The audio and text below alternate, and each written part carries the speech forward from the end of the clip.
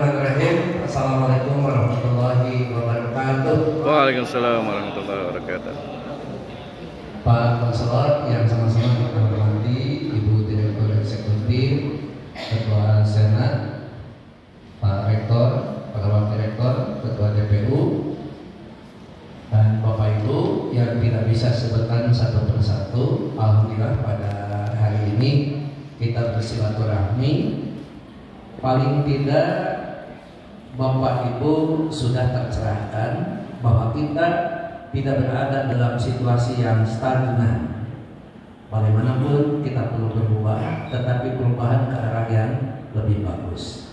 Saya tidak akan menjelaskan tentang perubahan, tapi paling tidak saya boleh ke depan. Boleh ya? Prof izin Prof. Paling tidak saya boleh ke depan. Kita ini sebagai bagian yang tidak bisa terpisahkan dengan UNIDA. Karena itu pasti akan ada 3 ran yang tidak untuk kemungkinan dilakukan oleh kita. 1, sebagai leader. Karena itu Bapak Ibu tercatat sebagai pejabat. Mau tidak mau Bapak Ibu sebagai leader. Tetapi ingat, di atas langit itu ada apa? Ada langit. Maka selider-lidernya Bapak Ibu tetap harus jadi follower. Kan ada yang di atas. Leader kita sudah bicara, Pak Konselor, Pak Rektor, ada leader. Jadi pada saat Bapak Ibu mau protes tentang visi unggul, bukan waktunya. Ngapain pakai jam unggul?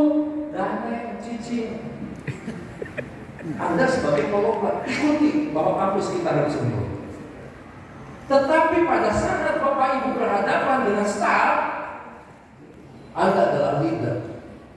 Jangan pernah mengatakan, ada yang bertanya, kenapa mesti unggul?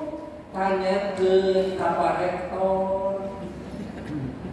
tanya ke Pak Konselor, nama unggul, dan akhirnya dia sosialisasi.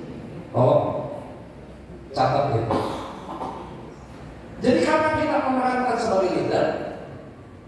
Pada saat berhadapan dengan staf, dan kapan kita menetapkan diri sebagai follower pada saat kita berhadapan dengan pimpinan. Hari ini Anda adalah follower, tetapi keluar dari tempat ini Anda harus berpikir sebagai seorang leader.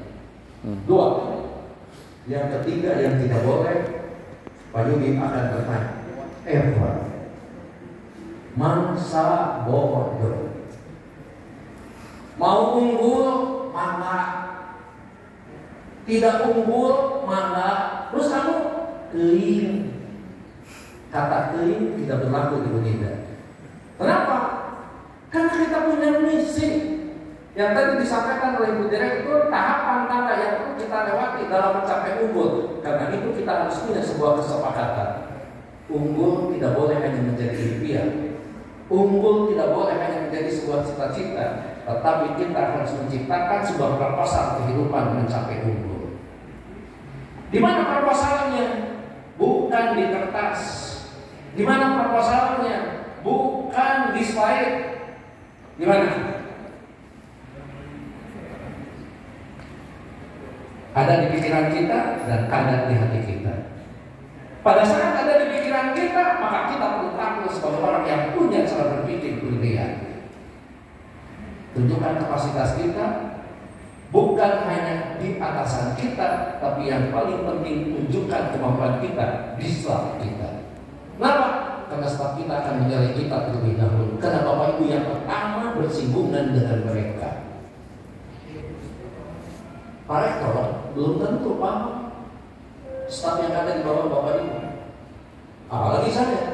Jadi yang lebih tahu siapa yang ada di bawah kita, Bapak Ibu.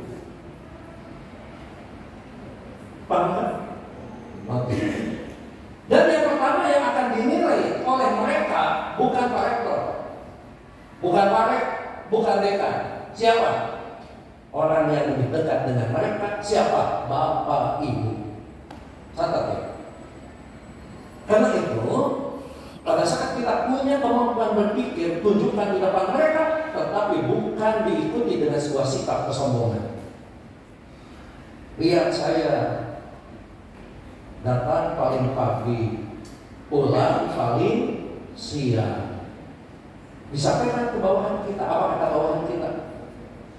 Ya iyalah, kan Bapak pimpinan. Jadi kurma jangan dibalik. Kalian itu staf saya, mestinya datang lebih pagi. Bapak baru datang.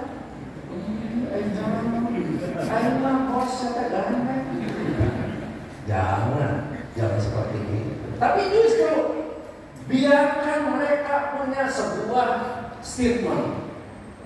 Itu percuma saya bawahan si ibu, tidak percuma saya bawahan si bapak. Karena banyak hal yang saya dapatkan tidak hanya bicara tentang insentif karena dia juga digaji oleh yayasan, tetapi ada sesuatu pengetahuan, pengalaman yang bisa saya dapatkan tidak perlu saya mengeluarkan uang. Berikanlah itu kepada staf, berikanlah itu kepada bawahan. Karena itu pada saat tadi bicara tentang 4 kesadaran, maka yang pertama yang sangat menentukan bukan syarat unggul, bukan prestasi, bukan sirta, sadar diri kita bahwa kita adalah bagian dari Unida dan kita hidup di Unida. Apakah kita mau mati tidak di Unida? Sampai ke situ. Kan inilah kampus yang bertanggung. Jadi bukan hanya sekedar mencari nafkah, bukan hanya sekedar mencari gaji, bukan hanya sekedar mencari jabatan, tetap bisa mencari kehidupan yang barokah.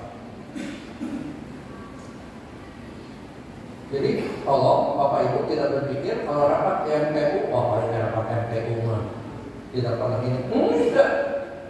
Kami berpikir ada satu hal yang selalu saya pikirkan. Yang pertama, apakah saya bermanfaat di kampus ini? Jadi saya gede. Dan kalau saya dianggap tidak bermanfaat, maka saya dengan rendah hati untuk mengatakan mohon maaf Pak, saya akan pamit dari Unida. Iya. Karena harga diri saya akan terikat karena kalau saya diusir. Begitu saya mau masuk Unida, pusat pamdina, nggak mau. Wah, betul gitu. Kenapa itu harus ada? Supaya kita selalu memelihara tentang proposal kehidupan. Bukankah di kampus yang tercipta ini bicara tentang mari dunia kugendam akhirat kurai? Iya. Tapi kalau kita selalu mengedepankan jabatan kita, apalagi sekarang sudah punya eselon, langsung kan nanti balik ke iman ke kita. Memang ke eselon itu. Ejek pemajikan rahasia Mas Eselon.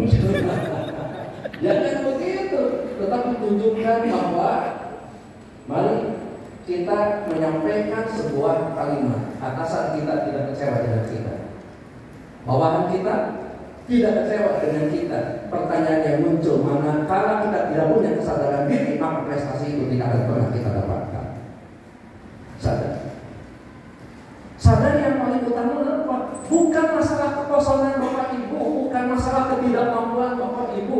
Dalam pendidikan selalu dikatakan, pendidikan adalah upaya sadar yang membuat seseorang punya kemampuan. Baru bicara punya kemampuan. Anak buah kita bodoh, katakan saja gitu. Atau dengan bahasa yang lebih kasar, bahasa orang Garut, bukan bodoh, belakang siapa? Itu baru kasar banget. Tetapi ingat, kalau dia punya kemauan, Pak Wanita tadi memberikan tausiah di masjid. Cikaracak dengan batu lalu-lalu dari laut. Itu kan Pak Ustaz ya? Iya. Bola Cikaracak dengan batu lalu-lalu tetap jadi batu. Cikaracak dengan batu lalu-lalu jadi legok. Setidak-tidaknya dia punya kemampuan. Pada saat punya kemampuan, maka kemampuan itu akan diupayakan. Tapi percuma orang-orang pintar kalau dia tidak punya kemampuan.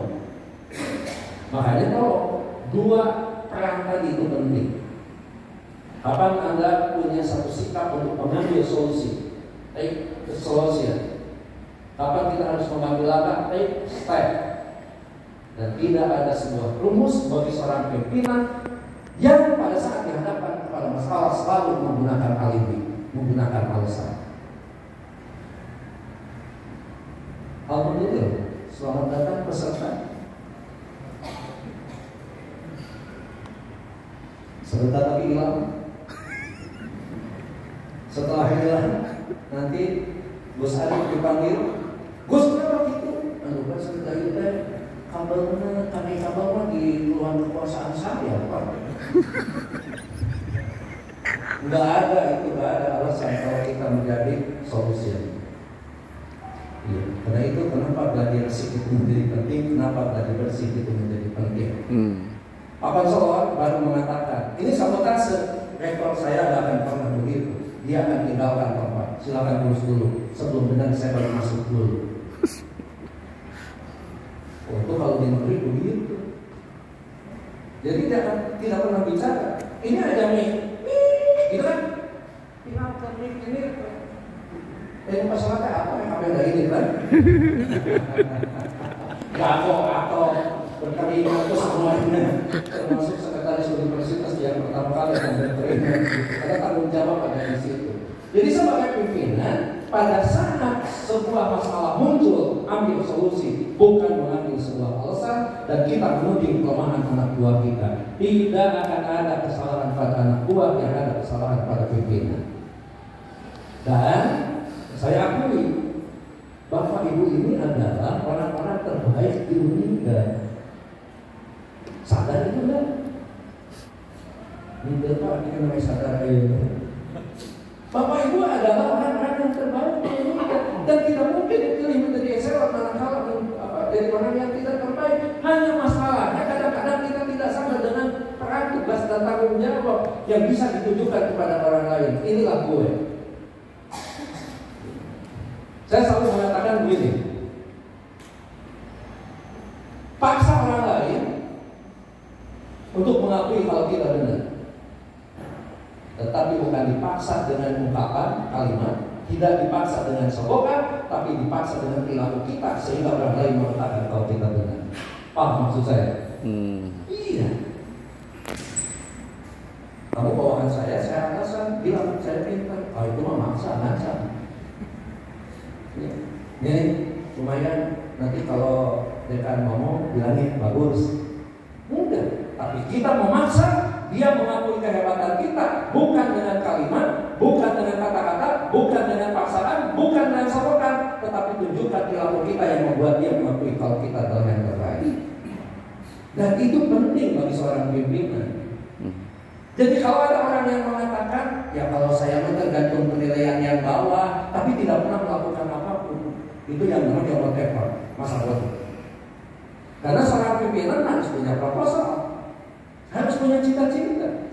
Kalau tidak itu unggul, hanya akan terjadi keunggulan itu manakala kita berpikir tentang keunggulan diri kita. Mau kita jadi unggul? Kan itu kan. Wanita unggul apabila rektor unggul. Rektor bisa unggul kalau warik unggul. Warik unggul kalau dekan unggul. Dekan unggul kalau ketua prodi unggul. Ketua prodi unggul kalau dosen itu unggul. Dan kita tidak bisa menghilangkan peran-peran itu. Iya, kita sebagai dosen ya belum unggul. Kita sebagai pimpinan ya belum unggul. Ada dua peran kita, satu di hadapan mahasiswa, yang kedua di bawah di hadapan staf. Tetapi ingat, Bapak Ibu dituntut memiliki sebuah komunikasi yang efektif karena Bapak Ibu akan selalu bicara kepada bawahan dan bicara kepada atasan. Sepintar-pintarnya Bapak Ibu kalau di hadapan atasan, maka tadi saya katakan hormat, penghargaan itu perlu dikedepankan. Sepintar-pintarnya Ibu dan Bapak kalau dokter belum selesai, masih bimbingan, mentang-mentang sudah jadi dosen, menolak pembimbing, catat lebih cacing duluan malah lulus. Tahu cacing duluan? Cacing dulu kan ada. Jadi kalaupun Bapak Ibu pintar, bagaimana pembimbing mengakui kalau kita pintar, tapi bukan untuk berkonfrontasi dengan pembimbing. Kalau kita mengatakan saya pun tidak jadi pembimbing pintar, nggak akan selesai.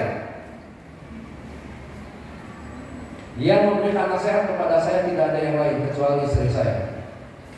Papa, Mama itu tahu Papa itu pintar. Dan untuk itulah Mama mau kenapa Papa pintar.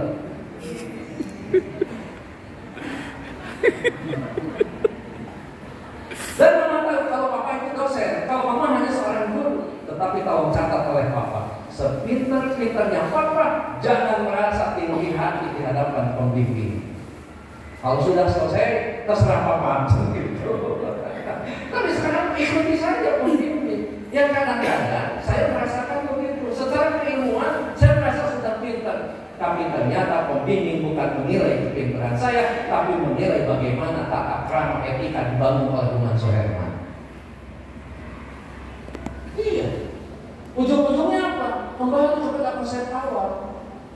Setelah saya berubah sikap, ya Pak, jadi ini kan gimana sebaiknya?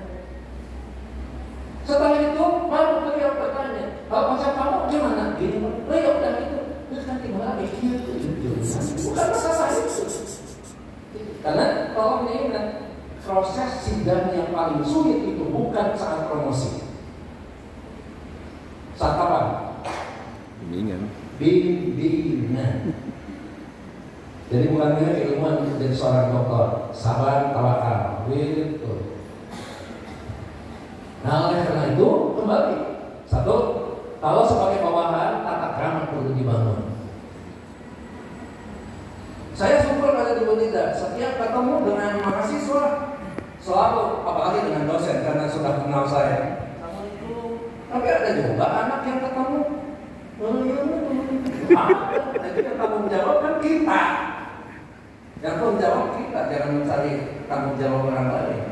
Yang kedua, pada saat berhadapan dengan staf, catat, hargai staf yang paling bawah jabatannya. Siapa yang paling bawah jabatannya? Anggota yang hakikatnya paling tinggi dibandingkan dengan kita. Ya mau jadi kepala bagian apa sih kalau tidak ada stafnya? Jadi dosen itu kalau ada mahasiswa, sepintar-pintarnya Bapak Ibu, kalau tanpa mahasiswa mau ngomong sendiri di kelas. Kata orang lain, ya Allah ini kampus kamu ini dosennya gila-gila. Ada mereka, makanya satu, kalau Prof. Nati itu selalu ngomong, gendong, ya kan? Apa ngomong? Ngomong masuk. Kalau gendong bawa. Apresiasi sekecil apapun prestasi mereka yang membuat kita punya prestasi sebagai kepala bagian yang terbaik, tidak mungkin jadi kepala bagian yang terbaik kalau tidak anggota di bagian itu. Iya, kan pimpinan kalau itu kan benar prestasi asal tenang sorangan padahal anak buah yang tahu. Tapi kalau salah, nggak pernah menanggung. Kumpulkan semua baik manusia ini diceraikan. Apresiasi sekecil apapun. Yang kedua, pada saat mereka melakukan kesalahan, ampuni, tetapi berikan petunjuk yang terbaik. Jangan pernah di seorang pimpinan selalu mengatakan, "You salah." Kata anak buahku, baiknya gimana? Iya, saya juga bingung. Gimana baiknya? Itu tolong ya, catat itu. Yang ketiga, penghargaan tidak cukup dengan kata-kata, tidak cukup dengan verbal, tapi non-verbal. Bagi yang namanya bawahan yang paling bawah, jangankan Anda memberikan yang besar, kecil pun adalah bentuk perhatian kepada mereka. Apa yang paling membuat mereka sensitif? Bukan masalah uang. Kalau ketemu, ucapkan salam terlebih dahulu, bukan dan mereka ke kita. Jangan sombong mentang-mentang baru jadi kepala bagian. Ya. Bagian juga nggak ada kepalanya. Begitu Bapak ketemu dengan OB, begitu ketemu dengan satpam, begitu masuk ke kampus, assalamualaikum, maka dia akan mendoakan Bapak itu jadi rektor sekalian. Iya. Karena kalau tidak, apa komentarnya? Jangan jadi pimpinan bursa saku, sombong mau menjadi wakil rektor, catat. Iya.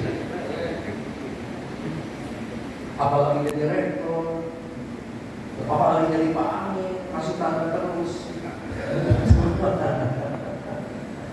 Jadi Yang pertama, kepemimpinan itu dibangun oleh kesadaran diri kita.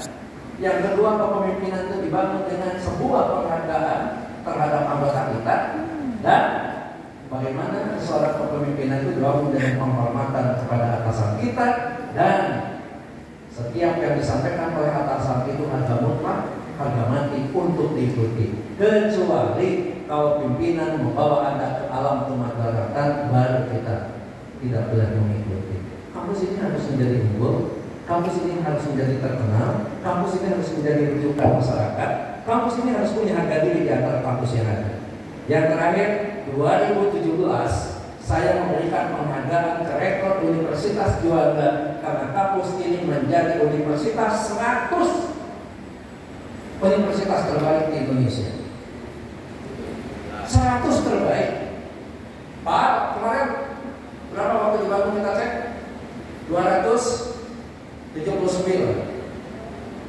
2017 sampai ke 2023 loncat dari 100 dari 279. Karena itu pertanyaan saya, beranikah kita mengembalikan rasa hormat Bu Ida? Berani. Nyatakan Allahumma tawakkaltu ala Allah, la haula wala quwwata illa billah. Bismillah, kita lakukan semuanya dengan berjamaah. Siapa yang jadi imam, siapa yang jadi makmum, mari kita mengaminkan imam dan mari kita mendoakan makmum. Terima kasih. Assalamualaikum warahmatullahi wabarakatuh. Waalaikumsalam.